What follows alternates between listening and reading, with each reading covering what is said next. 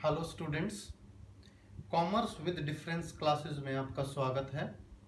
इस वीडियो में हम डिस्कस करेंगे 12th क्लास बिजनेस स्टडीज और उसका चैप्टर है controlling. Controlling means what? Controlling management का लास्ट फंक्शन है। आप जानते हैं, first function planning, then organising, staffing, directing and then controlling. Controlling is also very important function of management. कैसे? यानी कंट्रोलिंग एक प्रोसेस है जिसमें मैनेजमेंट यानी जो मैनेजर है वो प्लान्ड परफॉर्मेंस, डिजायर्ड परफॉर्मेंस को एक्चुअल परफॉर्मेंस से कंपैरिजन करते हैं कि जो हमने वर्कर्स को टारगेट दिए थे उस टारगेट के अकॉर्डिंगली जो सेट लिमिट्स थी, जो प्रेस्क्राइब्ड टाइम था, यानी जितने टाइम में वो टारगेट अचीव करने थे वो टारगेट अचीव हुए या नहीं, कंपैरिजन हो गया। बट इसका मकसद सिर्फ कंपैरिजन करके छोड़ देना नहीं है, कंपैरिजन करके ये भी देखना है कि कोई नेगेटिव डेविएशन तो नहीं है। यानी वर्कर को जो जितनी हमने यूनिट्स प्रोड्यूस करने के लिए बोली थी उसने उतनी यूनिट प्रोड्यूस की हैं, इफ यस देन ओके। लेकिन अगर काम उससे कम हुआ है, यानी जो एक्चुअल परफॉर्मेंस है, एक्चुअल वर्क है, वो प्लान्ड वर्क से यानी जितने टारगेट दिए गए थे उससे कम है, यानी डेविएशन है, नेगेटिव, उस केस में क्या होगा?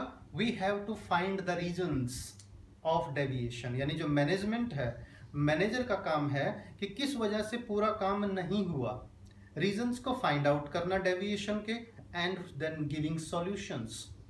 सिर्फ यहां भी नहीं छोड़ देना है, यानी टेकिंग करेक्टिव एक्शंस, ताकि आज के बाद कभी ऐसा ना हो कि हमारा जो प्लानिंग है उसके अकॉर्डिंगली काम ना हो।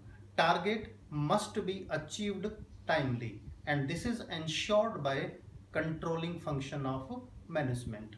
मैं आपको एक एग्जांपल के थ्रू समझाता हूं स्टूडेंट्स। सपोज करो, एक छोटा सा एग्जांपल है बिल्कुल, एक वर्कर को हमने वीकली टारगेट दिया है 30 यूनिट्स का and worker is suppose to work for 6 days, यानी 6 दिन में वर्कर को 30 यूनिट बनानी है। 30 को 6 डेज से डिवाइड कर दीजिए, यानी पर डे वर्कर को कितनी यूनिट बनानी है? 5 यूनिट्स। मैं ये इसलिए बता रहा हूं कि हमने वर्कर को टारगेट दिया है 6 दिन का।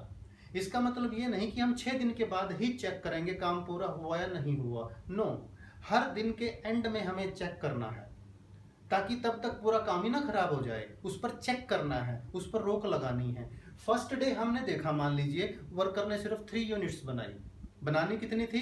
5 यूनिट्स, और वर्कर ने प्रोड्यूस की सिर्फ 3 यूनिट्स, यानी 2 यूनिट कम। ये डेविएशन है। तुरंत reason of deviation find out किया जाएगा और करेक्टिव एक्शंस।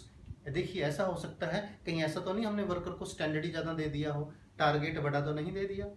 चेक किया, अगर टारगेट ठीक है तो क्या मशीन में खराबी है, या वर्कर को काम करना नहीं आता, या कोई इलेक्ट्रिसिटी ब्रेकडाउन है, बार बार इलेक्ट्रिसिटी जा रही है, मशीन काम नहीं कर रही है। We have to find out the reason of deviation, then taking corrective action, कि आज तो कमी हो गई, कल से काम पूरा होना चाहिए। ये कंट्रोलिंग है। यानी controlling is the process of comparing planned performance, जो हमारे टारगेट्स हैं, desired performance with actual performance, finding out the deviation if any, then determining the reasons of deviation and taking corrective actions. इस सारे का purpose क्या है? Controlling के through जो मैनेजर की रिस्पॉन्सिबिलिटी है ये डिटरमाइन करना है, ये निर्धारित करना है कि हमारे जो टारगेट हैं वो टाइमली अचीव होने चाहिए। इसी वजह से this is the reason every day continuingly they focus on controlling function of management and take corrective action. यानी कंट्रोलिंग फंक्शन का मेन मकसद क्या है? प्लानिंग के अकॉर्डिंगली डेली काम होना चाहिए, तभी ये एंश्योर हो पाएगा कि हम अपने टारगेट्स को, अपने बिजनेस के गोल को टाइमली अचीव कर पाते हैं।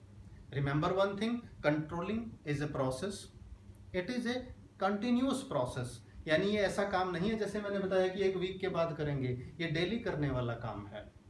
And it is most important function of management because it ensures smooth running of the organization and timely achievement of goal. तो this is the meaning of controlling. Video को share करें, channel को subscribe जरूर करें। Thanks.